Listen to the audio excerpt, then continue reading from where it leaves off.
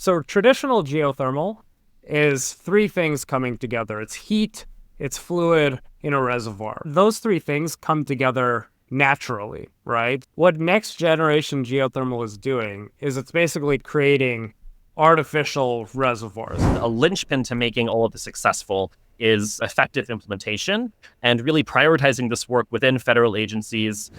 While American companies lead in AI development, Arnab Datta and Tim Fist write, there is no guarantee that America will lead in the build out of the next generation of AI computing infrastructure. Question mark. To discuss, we have on Ben Della Rocca, former Director for Technology and National Security on Biden's NSC, and Tim Fist, a director at IFP, as well as Arnab himself, director at IFP and managing director at Employ America. Ben helped write the AI Infrastructure Executive Order, and Arnab and Tim just published a magisterial three-part series exploring data centers, AI, and what needs to happen from a policy perspective to make sure that AGI is not only born and bred, but also deployed through data centers in the contiguous United States. Arnab, Tim, Ben, welcome to ChinaTalk. Thank you. Thank you. Great to be here. All right. Ben, why was a NSC director spending time in SCIFs dealing with energy permitting policy on federal lands? Yeah, no, it's a great question. Spending so much time reading about environmental permitting law and watching law school lectures of how the Clean Air Act works was not how I envisioned spending some of my time as an NSC director, but there I was doing just that in the SCIF on my AI work. So, the way I answer that question, Jordan, it's like you said at the top, right? We have a lead in the United States on AI thanks to our thriving innovation ecosystem and the immense engineering and other talent that we have in this country that has been driving forward remarkable AI innovation in recent years. But that lead isn't guaranteed. And I think in particular, who exactly will be leading on artificial intelligence is going to come down more and more to where exactly AI is able to be built and where it's able to be built most quickly and effectively. And by built, I'm not just talking about the technical engineering challenge of how do you do large-scale AI training runs, but from a computer science standpoint, but also the physical building challenge. That is the need to develop the large-scale computing infrastructure and energy infrastructure that running all chips will depend on in order to actually physically execute these ever-growing AI training runs. So maybe just to put this in perspective, what became really clear to us in the last administration was AI's significant impact across national security throughout all aspects of the economy where it's being more widely deployed for advancing science and all these things that ultimately add up to having, I think, a great deal of national security significance. We also saw at the same time how the amount of computing power and energy resources needed to develop models that are at the frontier has been rising exponentially. So just thinking about the trends that we've already seen, right? You have the AI models that are at the frontier in terms of capabilities, the computing power needed to actually train them rising about 4 to 5 times annually based on publicly available statistics. But that's an exponential pace of growth. And even when you factor in increases that are countervailing in terms of increasing energy efficiency of computational resources and things that kind of might cut against the increases in power needs at the same rate, you're still getting, if anything like current scaling trends continue, something like gigawatts of electricity needed to execute training runs at the frontier within roughly the next few years. So that's more or less the main challenge as we saw it. And I should note too that it's worth kind of segmenting this challenge a little bit further in that there's, as I would say, there's multiple power related challenges when it comes to developing and deploying AI. On the one hand, you have the need for, assuming we see something like current trends continue, gigawatt scale training facilities that would be needed to be developing models at the frontier. That's one set of issues. Then there's a separate but related set of issues around how do you develop a robust network of potentially smaller scale data centers, but in a more distributed way around the country to actually use these tools in different locations in an effective manner. And that's obviously a significant energy challenge as well. So, stepping back to my role at the National Security Council, where I led the White House's work around AI infrastructure and developing the AI Infrastructure Executive Order that came out in January 2025, what the executive order really tries to do is it most directly addresses that first challenge I just said, right? How do you think about these large gigawatt scale training clusters that, again, assuming the current paradigm of AI training roughly continues, are things that we expect will need to be built in order for the United States to maintain its lead.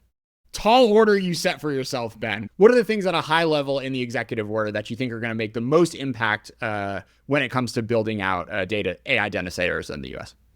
So the executive order includes a wide range of things that address, not only the question of how do we bring gigawatt-scale data centers online in this country, but also a broader, smaller range of a distributed network of data centers, around the country as well. There's a lot of stuff in there, but to pull out a few of the highlights, number one, the centerpiece of the executive order is it establishes a mechanism by which AI data centers can be built in a streamlined and more efficient way on federal sites that are owned by the Department of Defense and Department of Energy.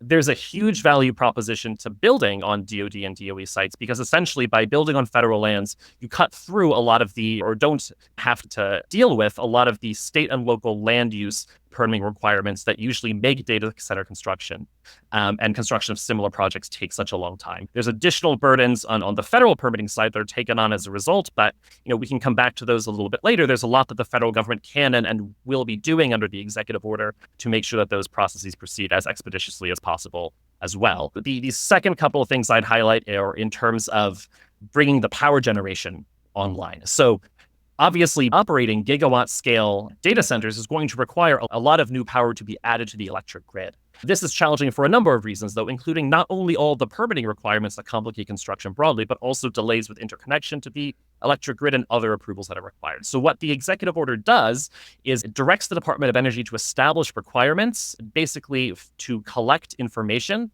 and to share that information as appropriate with data center developers regarding the existence of unbuilt power projects, but ones that have already received interconnection approvals to make the power procurement process proceed more quickly. It also directs the Department of Energy to engage utilities to push them to reform their interconnection processes in ways that will make interconnection proceed more quickly.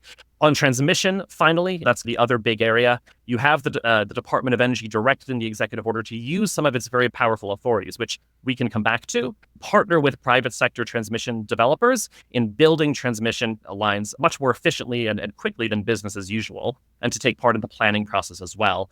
You also have other actions to bolster the supply chain for transmission and grid equipment, which would be really useful in the long-term vitality of this industry. So between those sets of things and other actions to make the permitting proceed as quickly as possible that the federal government has within its authority, the executive order does lay out a pathway for building gigawatt-scale facilities on the timelines that we expect the leading developers will ultimately need for AI training.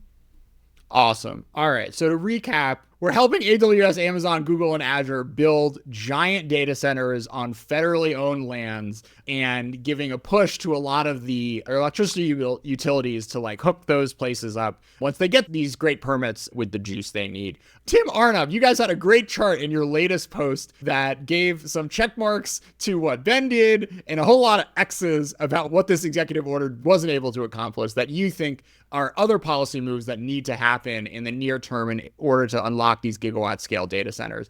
So what's missing? What's missing in Ben's story? I think the executive order that Ben helped develop really lays out this super valuable framework. The two big gaps that we highlight, sort of the most important things, I'll talk about two of them and we can get into the details a little bit later. But the first one is the EO comes along with this clean energy requirement. So basically all the energy that you're producing to power these data centers needs to come from clean energy sources, which includes natural gas with carbon capture. But, that is a technology which needs a lot of work to deliver on the sort of timeline that would be required. And I think it's worth keeping in mind, it's the executive order lays out these super ambitious timelines. It's 2 years to bring multi-gigawatt facilities online. And so I think by having this clean energy requirement, you're kind of compromising the speed at which you can deliver this thing. So the first thing that we recommend is allowing the build out to happen, at least in the short term, with natural gas plants, which we think is going to be required to actually hit this timeline. And then second, while building on federal lands owned by DOE and DOD allows you to bypass a lot of state and local permitting issues, it does open up the issue of NEPA, which automatically applies if you're building on federal land. So our recommendation around that at a high level is actually using Defense Production Act, which you can use both to speed up permitting on federal land as well as resolve supply chain issues. So Arnab can talk about the specifics here, but basically we think this is a pretty sensible use of the Defense Production Act. So Defense Production Act, or DPA, for those who aren't aware, gives the president broad authority to intervene in the economy where this is seen as necessary to ensure the supply of technology that's deemed essential to national defense. And our claim is that AI definitely fits within this scope. We see powerful AI systems being increasingly adapted by both the US and Chinese militaries across areas like sensing, surveillance, command and control, autonomous weapons. And because the most powerful AI systems are now being developed by private firms, a lot of the DoD's future capabilities are likely going to come from models that are trained in data centers operated by private firms. OpenAI recently announced a partnership with Anduril to bring its models to the battlefield. Scale AI has built a version of Meta's Llama, which they call like Defense Llama, to help with military planning and decision making. Palantir is building platforms for DoD as well. So yeah, we think this is like a sensible use for the DPA and can, as we outline in the report, and I'll let Arnab go into more detail, we think there's a bunch of ways it can be used to speed things up. Tim laid it out quite nicely. I think just to be specific about the DPA and what authorities we're talking about, it's worth also stepping back that the Biden administration had another previous EO on AI build out more broadly, in which they did invoke the DPA. Specifically, they invoked Title VII, which allows the federal government to basically like compel companies to offer up some information about what they're doing. We specifically mentioned two authorities in the DPA. Title I, which is prioritization. So like with respect to the energy build out for AI data centers, there's a lot of like supply chain issues and challenges associated with that. And what this would allow is for the federal government to say, contractors, you need to prioritize like, transformers, turbines, et cetera, that are going to AI data center use. And so that would help at least alleviate some of the supply chain challenges. And then the other authority in the DPA is Title III, which is a financial assistance authority. So there's a couple benefits of the Title III authority. One is it's got a very wide contractual flexibility. So like there's a lot of different, depending on technology, depending on a lot of different factors, there are different financial structures that would make sense to like large gigawatt scale energy build out. And so this allows you to design those authorities accordingly. And then also there's authorities within the DPA and Title III where you can streamline some of these permitting issues, particularly as it relates to the procedural laws that Tim described. NEPA, Clean Water Act has some as well. So we think that's a good use of this. Let's talk a little bit about those different Defense Production Act powers, because like they're kind of wild. The whole skip the line deal. Let's stay on that one for a second, Arnab. What does that power allow the U.S. government to do? Yeah, basically, I'll use a practical example, which is that right now, natural gas turbines are basically sold out, right? GE Vernova said they could be sold out through past 2030, basically. And so even if a company were to contract, they might not be able to get their turbines on the timeline that is associated with what Ben laid out in his in the EO that was signed by President Biden. What it would allow the country to do, the president to do, is to say, this is a national security priority, and those contracts need to be fulfilled first. So, specifically, it's called rated orders, but the mechanism basically is that the president can determine that something needs to be prioritized for national security purposes, whether it's turbines, rank and cycle turbines, transformers, anything kind of associated with transmission build-outs that would tie into these AI data centers. They can just prioritize it. And that means that those companies need to fulfill those orders first. Well, to respond to some of the points that were just raised here quickly, I would want to just chime in first on the national security need. I think from my standpoint, certainly agree with the points you laid out about the national security implications and importance of this work. The other thing that I add too is I think it's also important when we're thinking about the infrastructure context that we take appropriate steps to ensure that the U.S. does not find itself dependent necessarily on foreign providers of infrastructure solely for accessing and operating these models. So that's kind of another piece that I would add to the tapestry. I'd say that there's a lot of ideas about the Defense Production Act here, and I won't discuss any particular deliberations that occurred under the prior administration in any depth. One thing that I will say is I think that in the prioritization of different grid equipment, for instance, there's a lot of times that this has been done by the Department of Defense using the Title I authority that can be examined. I think that broadly speaking, it's worthwhile to do a full examination of what the potentials and options are with the DPA at large. I think that one thing that I'd be curious for your further thoughts on, Arnab and Tim, as well here is on the preemption of environmental laws, which you mentioned here and you wrote about in your piece.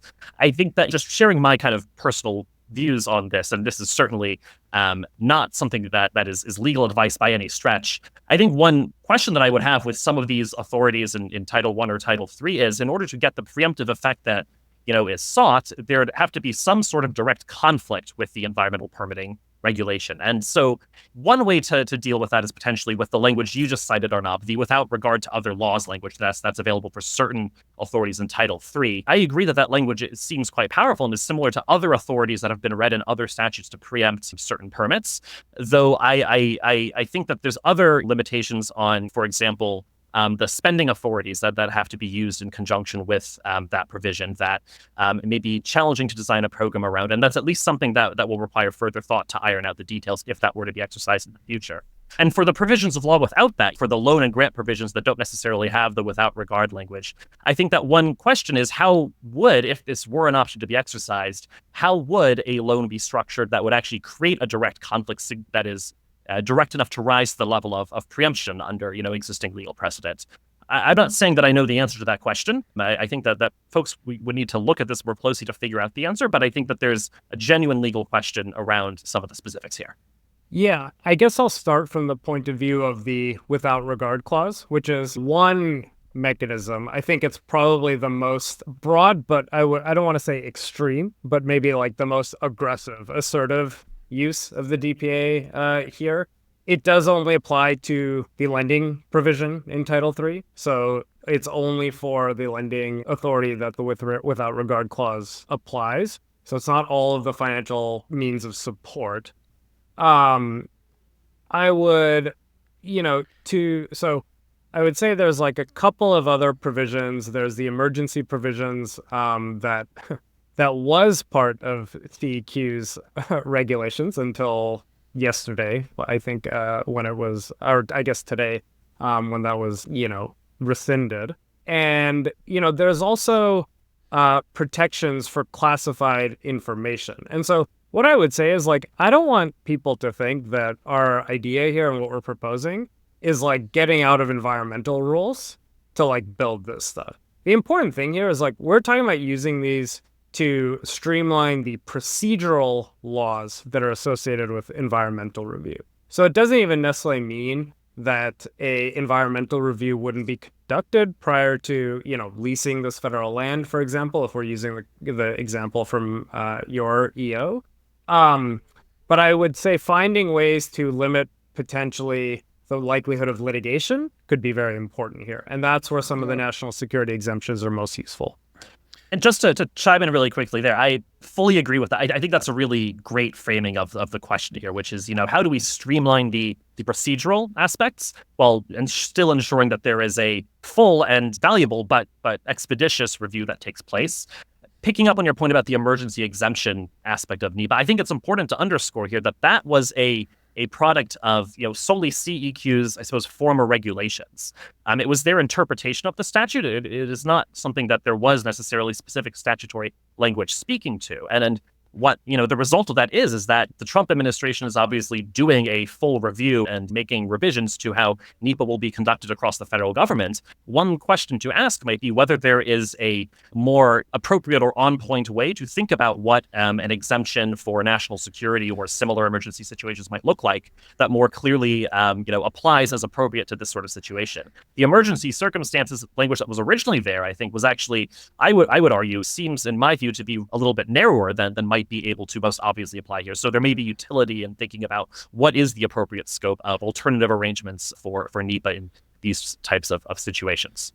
Yeah, I mean, I think let's just take a step back here because we got in real deep real fast. I think like the renewable stuff obviously going to disappear in the next few weeks. NEPA, it was just deleted by the Trump administration. I think like the sort of worry if I'm a hyperscaler is if I drive my data center through it and then, maybe I get sued 4 years from now in like a Warren administration or something. But like, even then, I mean, the data centers are already going to be built. Like we'll have AGI. You're not going to get an administration that's going to shut that off because you took advantage of some, a permissive regulatory environment. But the part that I think was really interesting that both of you had pointed to beyond this sort of permitting stuff are the hard constraints when it comes to actually building the electricity and deploying the electricity that you are going to need in order to build these data centers in the first place. And a fascinating part of Tim and Arnab's work was going through all of the potential technologies that could give you the marginal amount of electricity that you need in order to build these data centers, and sort of like stack ranking them almost on in terms of like what their potential is. Yeah, let's do overrated and underrated. What are three overrated sources of electricity that get way too much shine in the broader discourse when it comes to the future of AI? I can start. Jordan, I'm just going to tell you, I don't love the word overrated, but I think there is sometimes a implication that like natural gas just makes this super easy. And the reality is that like gigawatt scale energy projects, particularly if we're talking off the grid, which a lot of compute companies are moving towards. If we're talking about off the grid, meaning not connected into the, transmission system, so like off the electricity grid, you're just building it, close to your data center and it's just powering your data center. That is a massive, massive investment. Regardless of how much cash you're sitting on or you might have, like it is very, very expensive and risky to build energy infrastructure at a gigawatt scale. And when you talk about natural gas, like yes, it's a proven technology, but there are, like stranded asset risks if you can't interconnect, and like an AI data center like outlives its useful life in that location. If there's, something that becomes more cost competitive and, a company wants to switch. So like, I think that natural gas is really important and it should definitely be part of the mix. But like, I don't want to say that like natural gas is just an easy decision here, because even that's difficult and there's supply chain challenges. And I think sometimes people are just like, we can solve this with natural gas. It's not that easy. All right, Tim. Yeah, so I think the obvious one here is like to go to the much more long-term technologies, fusion. So we see like some hyperscalers have been signing power purchase agreements for fusion energy. So power purchase agreement is like a commitment to buy a fixed number of like kilowatt hours at like a future point. And yeah, the fact that they're buying this for fusion is kind of crazy when there isn't, a viable commercial fusion reactor that's ever been demonstrated. This is one that is like clearly so far off that it's just like not going to matter over the kind of time frame that we're worried about, which is like, how do we ensure that we can build this stuff over the next 5 years? I'll also push back a little bit on the straight up overrated framing, but I think that a really important lesson of looking at this problem space very in depth and examining what are the different energy options that could be brought to bear to solve this challenge is that and Arnab and Tim made this point I think very well in some of their pieces, is that each way that you could go has real downsides, and there's real risks and problems and inefficiencies that are not fully recognized. So to pick that, all that said, to pick one where I think that there is sometimes optimism that I would think should be qualified at least a little bit, overrated, if you will, is, we need to be realistic about the nuclear options in particular, which nuclear energy is something that I would be very excited about on a longer term time frame, such as, the 2030s. I think it is very difficult to see, that being part of the solution for some of the late 2020 challenges that we may face in terms of AI's energy needs. So that's one piece. Tim addressed fusion, but nuclear in general, I think that is worth being realistic about the timing involved. Well, I was just going to say, like, a broader point to make here is that we're at this kind of like weird point in history, right? Where like 20 years ago, the answer to this would have sort of been obvious because like renewables were just like completely not viable for doing this, and there weren't some exciting next generation technologies coming along. Right now, we're kind of at this point where a bunch of technologies are all like approaching the same point of cost competitiveness at the same time. So like large scale battery plus storage is now sort of like better than natural gas in a bunch of areas. Advanced geothermal is becoming like super interesting, but it hasn't probably been scaled or demonstrated yet. Like small modular reactors are like just coming online, or are probably like the next big thing once we can scale them up. But at the moment, like in the near term, it just seems like natural gas is kind of like the obvious solution, but then it's going to become an obsolete technology within about 10 years. So that's the like kind of core problem that we try to grapple with. Yeah, I was bummed out by dams. I thought that could like be a thing, which you guys disabused me of that notion. They're too slow or they're not big enough. And I don't know, there's no new like awesome dam technology that's been made over the past 70 years, which I was a little disappointed to read. All right, Arnab, what are you excited about? I am incredibly excited about next generation geothermal energy. So this is geothermal energy produced from the Earth's crust, from heat, the heat beneath our feet, as it's been called many times. And basically, we are, pioneering this energy technology because of our experience with fracking and how we pioneered drilling techniques that led to the shale revolution. And this is a place where, there hasn't been enough demonstration yet. There's some companies that are innovating quite fast here, but the scale of it is like really remarkable. And it's a place where the US can really lead because we have an oil and gas workforce where 61% of the workforce has like skills that are directly transferable to geothermal. We have a supply chain for fracking and shale production that is like ready to go and transferable to next-gen geothermal if we can get there. And so this is something I think the potential is just incredibly high, and I wish we were doing more to support it. Can we stay on the technology for 1 second? Like, how do I drill a hole and get like electricity out of it? It's basically what you're doing is you're drilling into the Earth's crust where there's a lot of heat, and you're pumping fluids down into that heat. It's getting heated up, and you're circulating it back to a steam turbine that is then being used to produce electricity. That's the simple explanation. So it's just like a steam boiler with the Earth's core as the power source. That is incredible.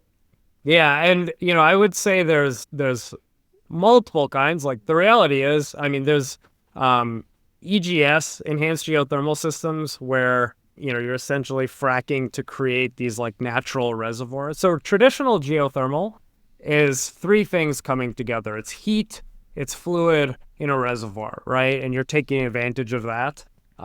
What next generation geothermal does is, traditional geothermal, those three things come together naturally, right? So these are like natural geothermal reservoirs. What next generation geothermal is doing is it's basically creating artificial reservoirs. So like you're fracking to like create cleavages in the crust, and then, you're cycling fluid through it. And this is safe, to be clear. This has been tested and demonstrated. Like this isn't something that's going to blow up the Earth. But that's kind of the simple explanation for how it works. Yeah, but like the Pacific Rim, like monsters are going to be fine with us. I don't know. I guess we've already dug enough holes for fracking. Like what's a few more, right?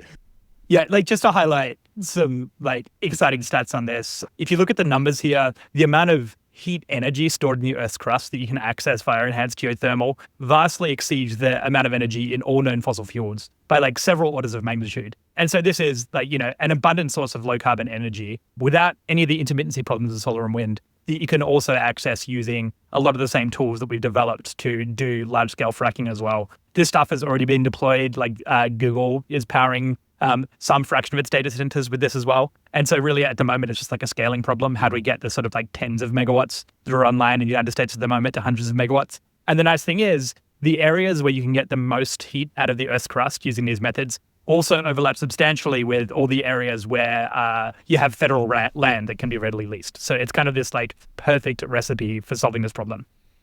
So like, what, the Earth is like warmer under Nevada? The heat is higher. It's hotter higher in the surface, basically. If I could also just add one thing to what Tim said there, just like as an example, right? So you have to drill, just to show how ready our country is to like take advantage of this.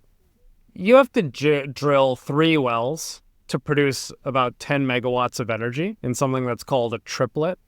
So to get to 5 gigawatts, which is our goal that we set by 2030, so you would need to drill 50 of those triplets. This is child's play. Sorry, 500 of those triplets. Still and that means play. Basically 1,500 wells, right? We have drilled 1,500 new wells multiple times in the shale region of this country, like in a given year. Like this is just not that many new wells to drill if we can perfect it. And so I think that's like really, this is something we're just like very poised to take advantage of if we can get there. All right. I want to do policy lessons from the shale revolution, but Ben, did you want to say something before that? Yeah, I would just, not to be a broken record, but would underscore that geothermal is the single energy source that I am most, excited about in terms of things that I think are over or underrated, by by the broader public.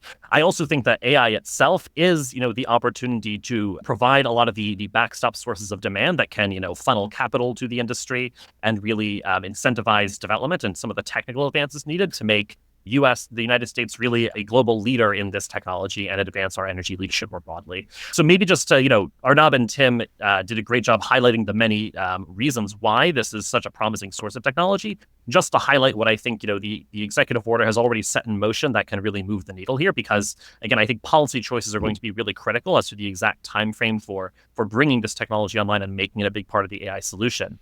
As Tim mentioned, the places where, traditional geothermal resources are available is really out west in the western United States, overlaps heavily with places where there are large amounts of land owned by the Bureau of Land Management, for instance. And one of the problems, or one of the sources of delay with building geothermal projects on federal lands has, of course, been federal environmental permitting reviews, which the procedures for those take time. The executive order has directed the Department of Interior to essentially find ways of basically doing those reviews much more quickly. So eliminating redundant reviews at multiple places in geothermal projects, and also creating what are called priority geothermal zones, which are places where essentially the Department of Interior will really focus its permitting efforts to move permitting along as expeditiously as possible. Those zones are places where, I would argue, we would want to have those overlap with places where AI data centers are being built to make sure that all of this is moving in the same direction. So I think there's a lot more to be done, but I think there's a valuable starting point that we've seen to really accelerate some of the development in the geothermal space. What is the environmental consideration? I mean, we're not even we don't even have oil gushing out. Are there endangered species in rock 20,000 feet below the Earth's surface? I mean, who cares? It's just 10 guys and a drill. It's a great question. And certainly the environmental repercussions, there are fewer of them than, say, traditional fracking for the oil and gas sector. With any sort of construction project like this, you have to literally build a power plant, for instance. And that involves some sort of, changes to the natural environment. If there is an endangered species right where we want to build the power plant, obviously that will be a factor in the environmental analysis. And there's obviously, some impacts from drilling deep down can maybe cause some other impacts to the broader region as well. But what I will say is the environmental burdens are a lot less. And that's a reason why, in general, there's potential for the permitting to go more quickly. It's a question of marshaling the right policy resources to make sure that we actually are moving as quickly as possible, given some of the lesser concerns with this technology. I wonder how many endangered species we'll have left once the Trump administration gets done with us. But anyways, Arnab, what are some lessons from the shale revolution that can potentially apply to the U.S. government helping incentivize the development and production of geothermal? Yeah, I think I just level set and say, we in the 1970s, coming out of the Arab oil crisis, we made a very conscious effort to support non-conventional production of energy.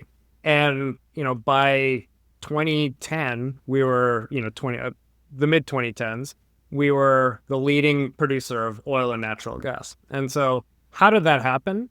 I think there were really 4 policy interventions that occurred over those decades that I would really kind of zero in on. My colleague at Employ America, Skanda Amarnath, and I wrote about this last year.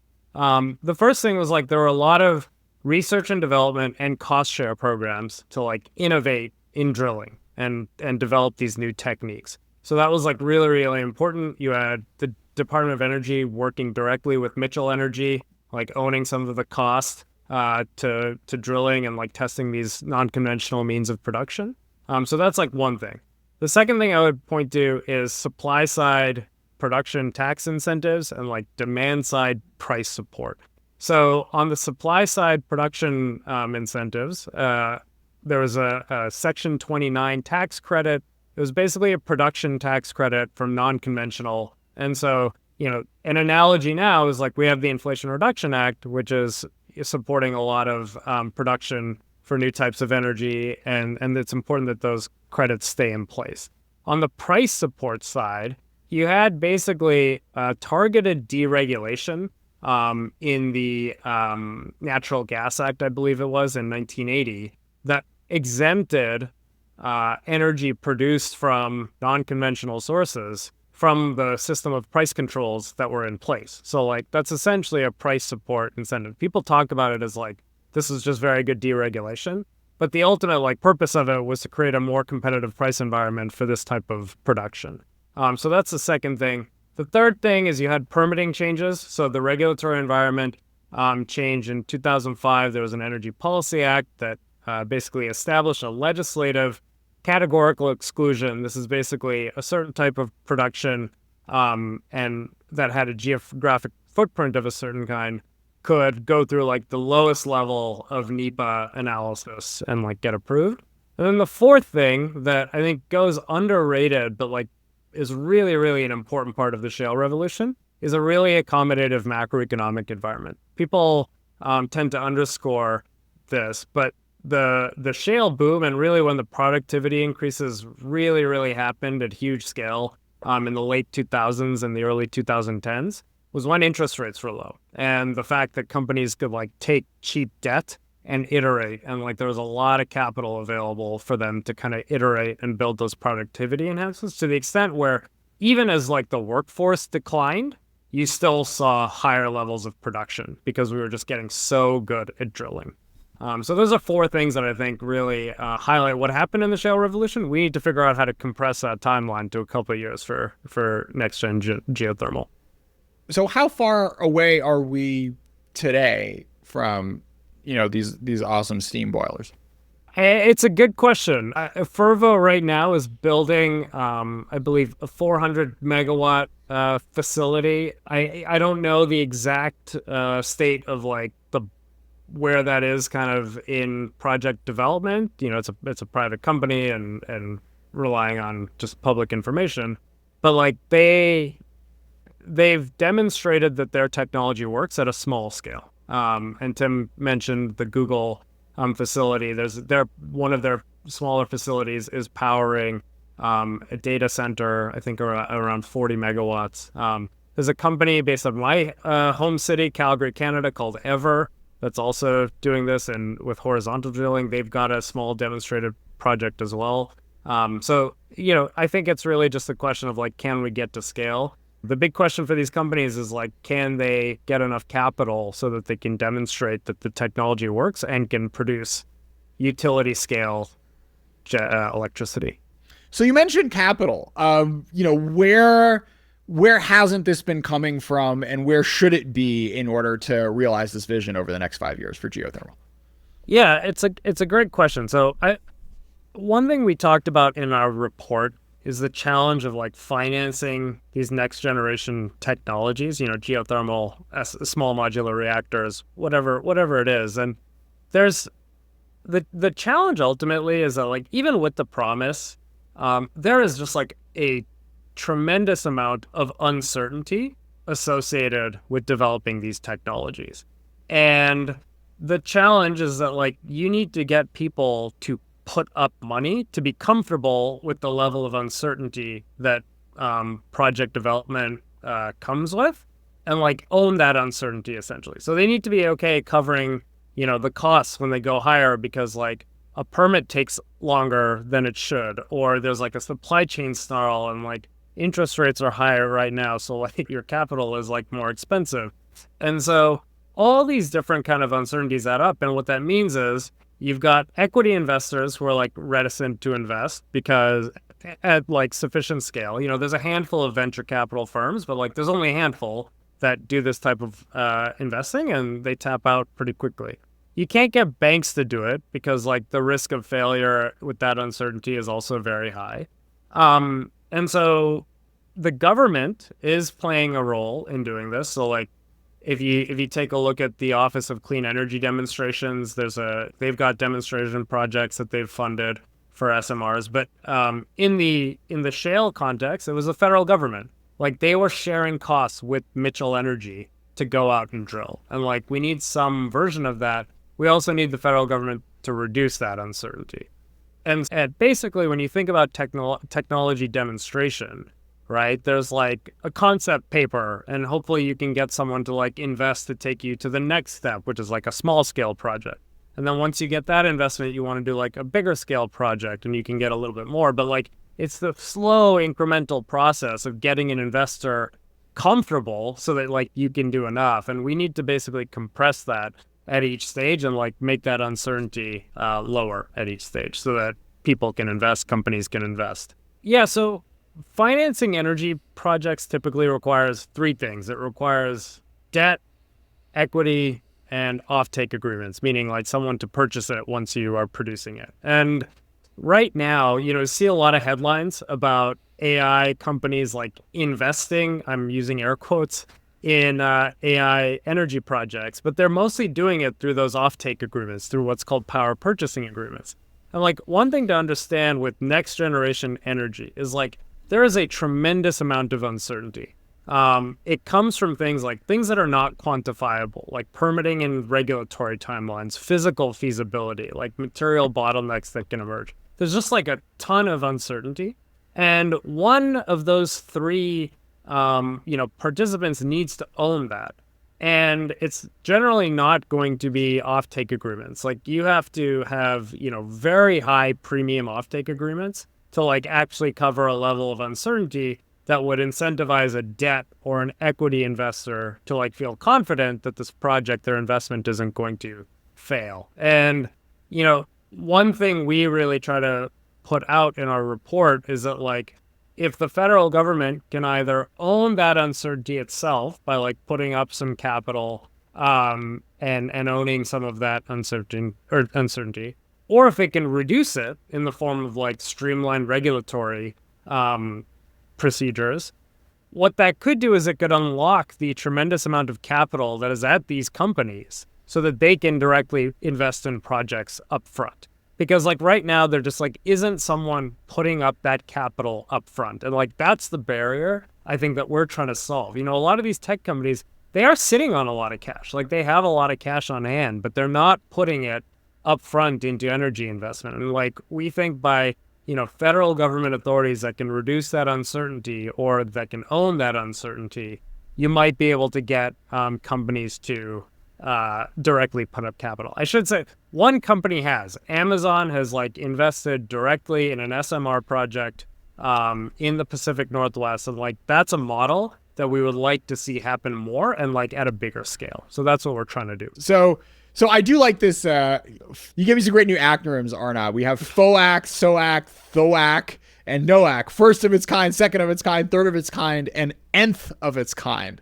And we're still in the sort of like first of its kind universe. So, all right, let me push back on this hype train a little bit.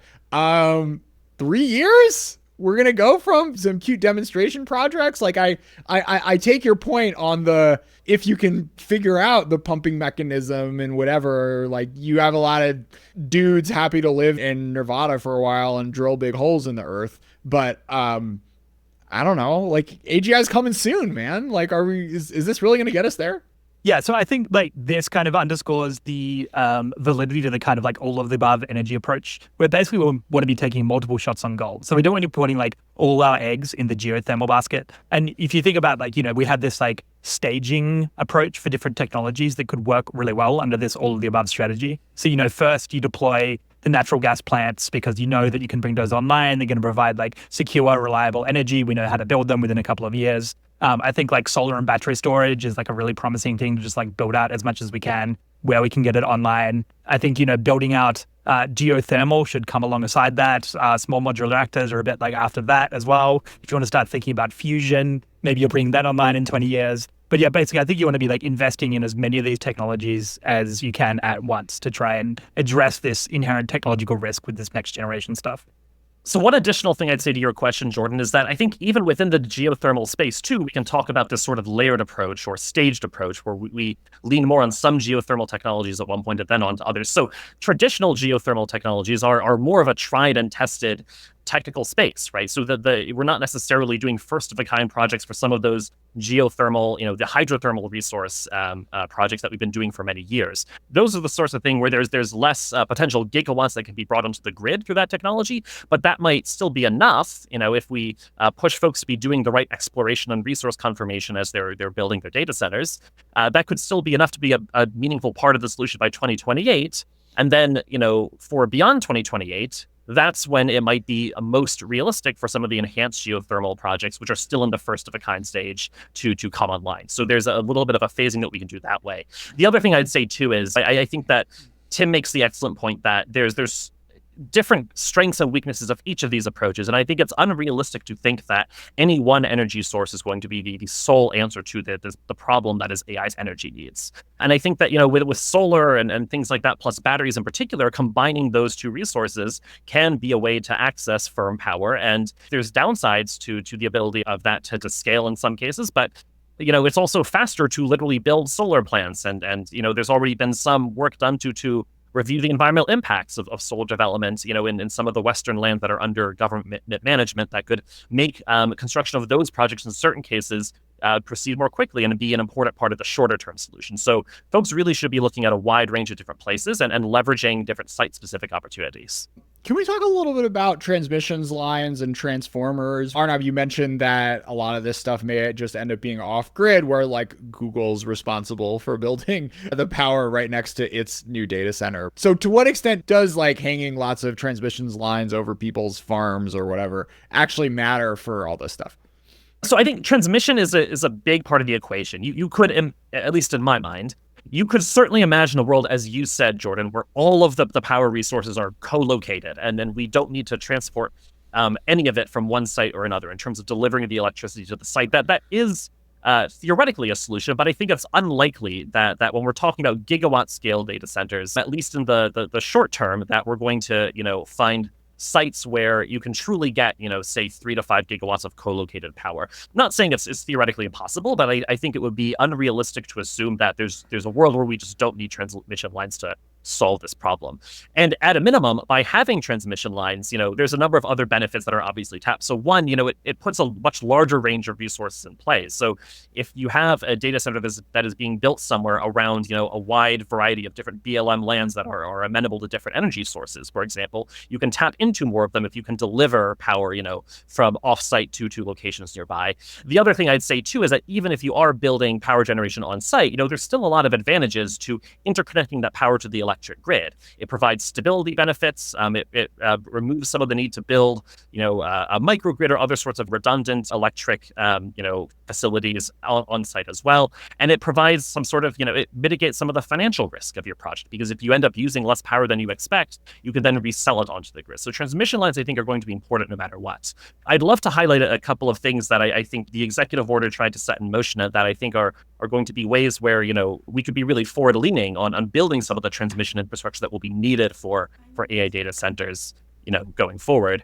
The most important thing I'd highlight here is that there are some very important authorities that the Department of Energy has in statute to address these problems. I think one that's relatively well known that's worth mentioning here is the authority to establish what are called natural interest electric transmission corridors, which are basically areas that the Department of Energy can designate that allow it to play sort of a backstop role in accelerating certain permits and other related approvals if they're taking a very long time that in a way that is impeding efficient transmission development. So that's one thing that could be useful in the longer term, at least, though it does take a meaningful period of time to actually establish a particular region, a NITSI as it's called, and to thereby actually activate those authorities. I think another set of less well-known authorities that I think should really be explored fully are authorities that the Department of Energy has to actually partner with developers of transmission lines in ways that can actually be quite powerful. So there are several statutes, such as the Energy Policy Act of 2005, as well as provisions in the American Recovery and Reinvestment Act and the IIJA that essentially let the Department of Energy essentially create public-private partnerships or work with companies through that apparatus to participate in upgrading and constructing and planning and in financing transmission lines. And, based on past analysis that the Department of Energy has done and has actually published under the Obama administration, at least in some circumstances, some of these authorities might be used in ways that essentially bypass the need to go through some of the lengthy state approval processes and allow the Department of Energy to play, in a more efficient way, a role in cost allocation and some of the other processes that state public utility commissions typically do and can often take, many years to complete. So by using some of those authorities in a more forward-leaning way, I think there's actually a much faster pathway to building transmission lines, and particularly, relatively shorter, transmission lines, such as if we need dozens of miles to connect a data center to the grid rather than, say, hundreds of miles long interstate transmission lines. We're not talking about those sorts of giant transmission projects, but more targeted transmission builds that DOE can work with the private sector on. I think that's something that could be a really important pathway to getting more gigawatts on the grid by 28. Arnab, anything to add? I would second basically everything that Ben said. I think transition is really important. I think some of the short-term solutions that Ben kind of identified are really exciting, and it would be great to see this. I think there is the reason why firms are moving to off the grid and why that's becoming such a factor is because transmission is just so difficult right now. And this underscores the need for longer term reform. It underscores the need for permitting reform more broadly, and for Congress to actually do it, because there's only so much you can do, and it's tends to be more imperfect if it's just through the executive branch, and we need to fix that. Just some stats on the transmission stuff that I found particularly shocking. It takes on average 10 years at the moment to build a new transmission line in the United States. That's mostly due to these holdups in permitting. And I think 10 years ago, we built 4,000 new miles of transition lines every year. Now it's more like 500 miles. So, this is going down by a factor of 20. So yeah, this is just there are some nice solutions here. It's a really hard problem. So Ben, what's a transformer? Why does it matter? Conceptually, what a transformer does is it transforms the voltage of an electric current. And this transformation process is essential to essentially bring the electricity from the transmission line or from higher voltage environments to voltages that an actual end user facility can accept. We need transformers within electric infrastructure to actually bring it to the uses that we ultimately want to power. The challenge with the transformer industry, though, is that there's limited capacity, at least with current resources being allocated to transformer development, to increase or supply an adequate amount of transformers that we anticipate would be needed to build all of this power infrastructure that AI is demanding. And so I think that there's a lot that can be done to support the transformer industry in terms of loan guarantees or other financing options that can be provided or encouraged by government, basically to allow the transform industry to invest in the capital expenditures needed to expand their facilities or to train new workforce and add new workers to existing facilities. All these things are going to be important for bringing down transformer lead times, which I believe as of now are in the 2.5 to 3 year range. But they're certainly an important part of the supply chain aspect of this problem. Since we were talking about the Defense Production Act earlier, now that corruption is in and FARA is dead, how far can a president who really just wants to potentially let their main consigliere, who happens to be building giant AI data centers, just get all the gas turbines before everyone else? I mean, is there any recourse here for something crazy like that? Look, I think broadly with DPA use, it is important when you're utilizing any legal authority that's pretty aggressive. I think it's, or an assertive use of a legal authority. It's good to try to get the political buy-in too, even if you believe that the legal authority is bulletproof and you can do what you want. You still want political buy-in, and I think at least the fact that Ben's here and talking about how the Biden administration really prioritized this because they thought there was a threat. This was a threat. The fact that the Trump administration is, thinks that this is a threat and that there should be a national security aspect to AI data center build out. There is some consensus. And so that's one thing I would say, though, is that the DPA is up for reauthorization. And that's something that happens typically in a bipartisan fashion. And it's a place where if you want to take advantage of that consensus and say we are appropriating X amount of dollars and X authorities, if you want to add to it, even for the DPA to be utilized to help our energy infrastructure build out for AI data centers, put some safeguards on it. If Democrats are really concerned about the hypothetical that you just gave, that can be a negotiating chip for what is typically a bipartisan reauthorization. And so I think I would say generally, if your concern is around corruption with this stuff, there is an opportunity here because the DPA is up for reauthorization. And there were some things that happened in the Biden administration with respect to, using the DPA for heat pumps that Republicans didn't like. And, there were hearings last year on this. And I think generally it's just something to understand that like building some kind of legislative consensus could be useful here.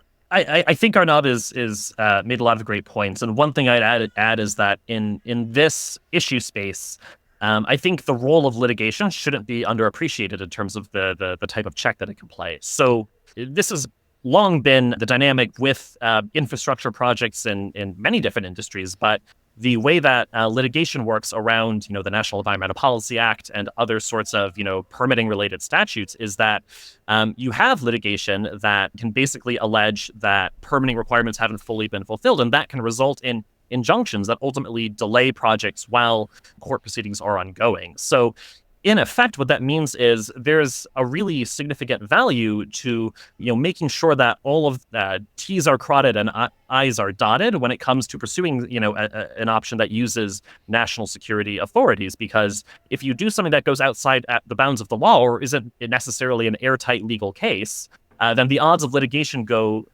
up, and that can ultimately result in projects being delayed. And if you can't get past the pre-construction stage, because you're dealing with lots of litigation, that can have a huge consequence for, in terms of whether you're able to, the timeline in which you're able to build artificial intelligence. And time is really, there's a real premium to it in this space. So I think that the need to, make sure that the laws are really followed very closely here for a wide variety of reasons shouldn't be understated. Yeah, I mean, I think like a lot of the dynamics that you guys just pointed out also apply to all the NEPA stuff we were talking about, because it's like, yeah, like, Ben was doing some cute things here and there to try to make it easier for the firms, and then Trump goes and cancels all of it, which is like legal, maybe, I don't know, we're gonna find out.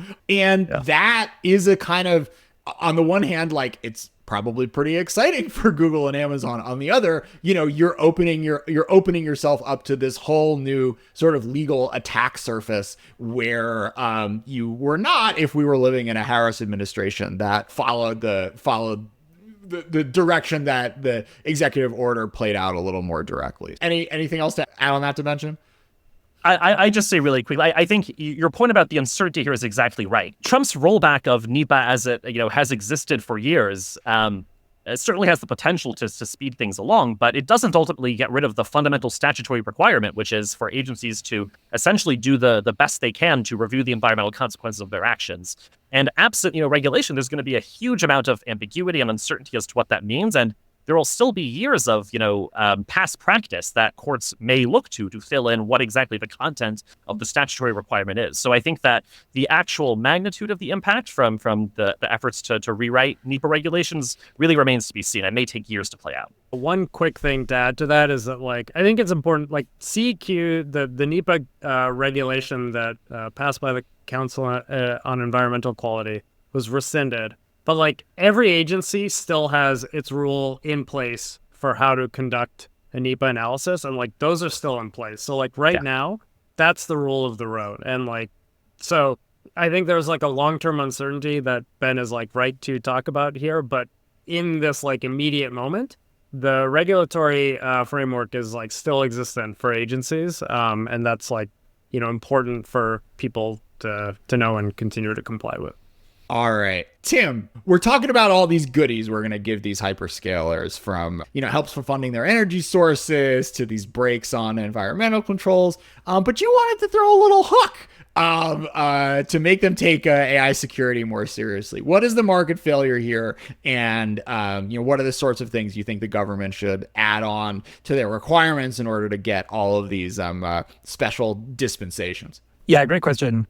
So yeah, as you mentioned, one of the core claims that we advance in the report, and that I think is well represented in the previous administration's executive order, is that there's this market failure around AI security. So yeah, like what does this mean? So as I'm sure many guests on your podcast have sort of repeated a lot, US AI companies are currently building models that they think within just a few years could be used to reshape the global balance of economic and military power. So like think AI systems that can autonomously carry out massive cyber attacks or automate the process of scientific R&D or serve as like substitute remote workers for many kinds of jobs. And if this is true, then we really need to be protecting these systems against theft by bad guys. And it turns out that a lot of the security problems that you need to solve to do this are at the data center level.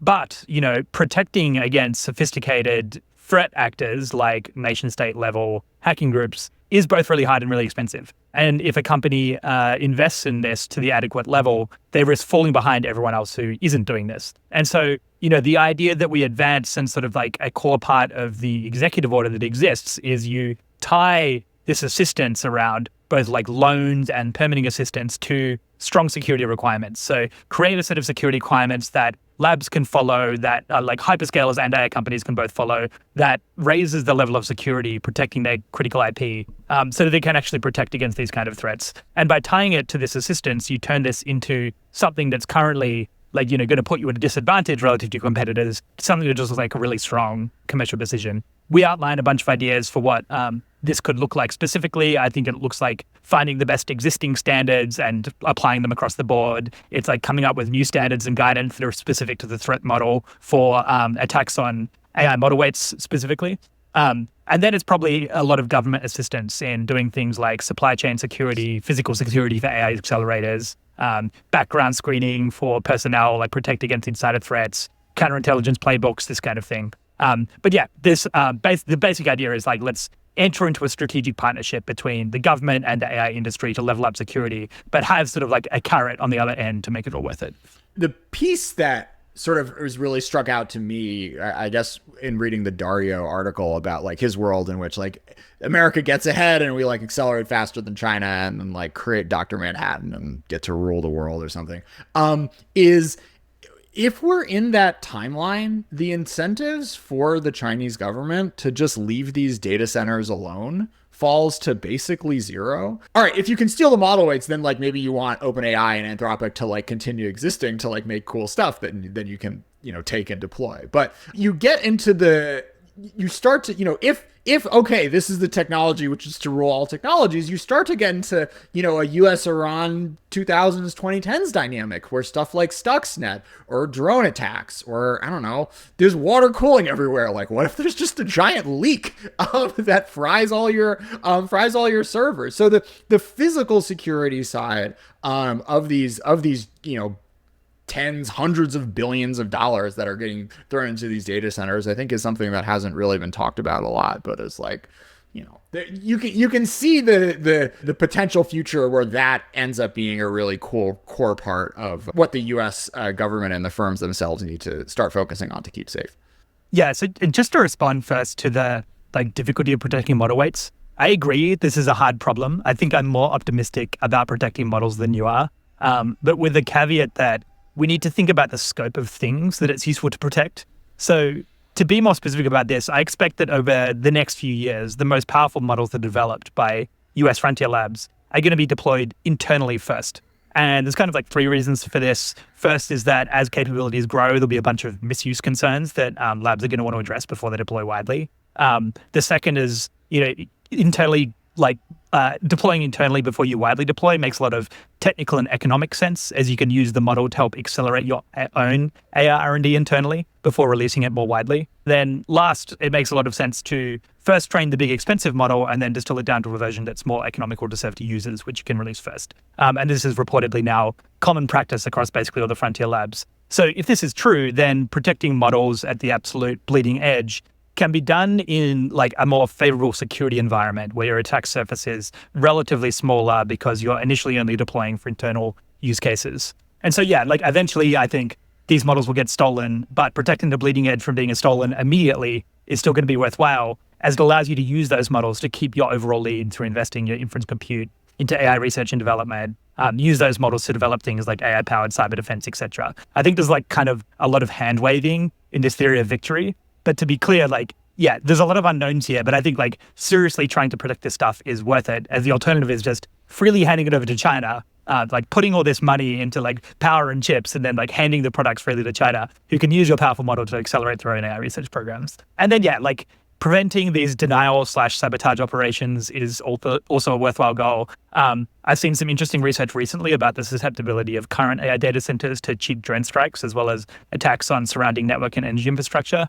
I don't have a view at the moment about how expensive this will be to defend against, but I think it's certainly needs to be a huge part of like the investments in defense that needs to happen.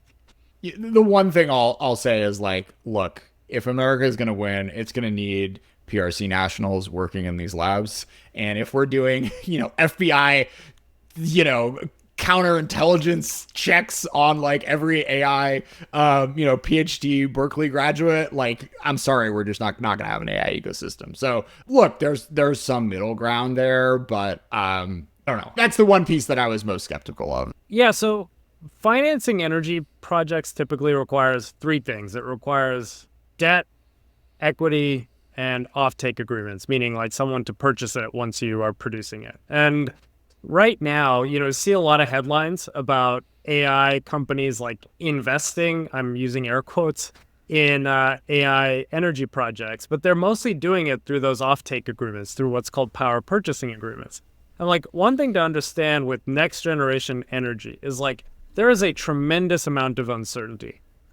It comes from things that are not quantifiable, like permitting and regulatory timelines, physical feasibility, like material bottlenecks that can emerge. There's just like a ton of uncertainty.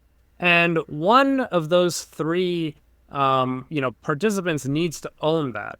And it's generally not going to be offtake agreements. Like you have to have, very high premium offtake agreements to like actually cover a level of uncertainty that would incentivize a debt or an equity investor to like feel confident that this project, their investment isn't going to fail. And, one thing we really try to put out in our report is that like, if the federal government can either own that uncertainty itself by like putting up some capital and owning some of that uncertainty, or if it can reduce it in the form of like streamlined regulatory procedures, what that could do is it could unlock the tremendous amount of capital that is at these companies so that they can directly invest in projects up front. Because like right now, they're just like, isn't someone putting up that capital up front? And like, that's the barrier I think that we're trying to solve. A lot of these tech companies, they are sitting on a lot of cash. Like they have a lot of cash on hand, but they're not putting it up front into energy investment. And like, we think by, federal government authorities that can reduce that uncertainty or that can own that uncertainty, you might be able to get companies to directly put up capital. I should say one company has. Amazon has like invested directly in an SMR project in the Pacific Northwest. And like, that's a model that we would like to see happen more and like at a bigger scale. So that's what we're trying to do. I had one sort of random question. So there was this very funny chart that Tim and Arnab had where I think it was like Google and Amazon and Microsoft, they're all committed to being like net zero by 2030. And they're on this trend line and it just starts to go the wrong way once they realize they have to build tens of billions of dollars of data centers. Do those commitments just go away like in our, anti-DEI world? Is there anything like statutory about it? Like, is Blackstone going to get mad at them? I mean, what's the forcing function here that would keep them on those trend lines absent some really amazing, geothermal breakthrough? I mean, I would say that like, I wrote about this recently. Like the way to get more adoption of these newer technologies that are firm and like emissions free is like for them to become cost competitive and like quick to deploy. And I don't know how firm the commitments are from Amazon and Google. Like, I don't know how sticky their internal like social costs of carbon are. That's like not for me. I'm trying to think about policymakers and like what we can do to get to that place to like reduce those costs. And I think that it is real, but it's probably not going to stop a company. Like even putting a coal plant online isn't going to stop a company if they know they can get AGI first, right? I think it's like our jobs to figure out if you care about climate change, if you care about decarbonizing, it's like our jobs to figure out how to make that happen as fast as possible. Yeah, agreed that making these energy sources affordable is the best way to make sure they're adopted. I think that the related piece of that, though, is making sure that the timeline to actually permit them and bring them online is efficient and fast as well. And I think that in some cases, right, if you have the case where clean energy technologies or emerging clean energy technologies can be brought online more quickly than other, less clean sources, so the permitting timelines are actually shorter for those technologies, that can provide a strong incentives for industries such as AI to be choosing the faster route in terms of permitting time, because there's a large financial premium that they could earn from bringing their AI models online and operational, say 6 to 12 months earlier. All right. Final comment from Ben. So there was a lot of work in the last administration to set forth, actions that will address AI's energy needs. And we've come up and we've discussed a lot of potential ways forward in this discussion as well. I think it's really critical to remember that a linchpin to making all of this successful is effective implementation and really prioritizing this work within federal agencies and ensuring that folks are focused on completing this work effectively and fully and quickly. And making sure that the work starts on time and proceeds according to a schedule, is going to be extremely important. I think that Tim and Arnab, in your paper, one of your recommendations was for the White House to have an AI infrastructure czar of sorts to kind of oversee and spearhead this work. This work is ultimately very complex and it's very interdisciplinary. It combines. It's not just a national security challenge, but also includes a lot of energy and energy policy and law and environmental permitting law. And it will require strong leadership from the White House and from the federal government to make sure that things happen, as they're envisioned. So I think that's one thing just to underscore. A simple but important point is that the implementation side of this really matters. Arnab, Tim, Ben, thank you so much for being a part of ChinaTalk.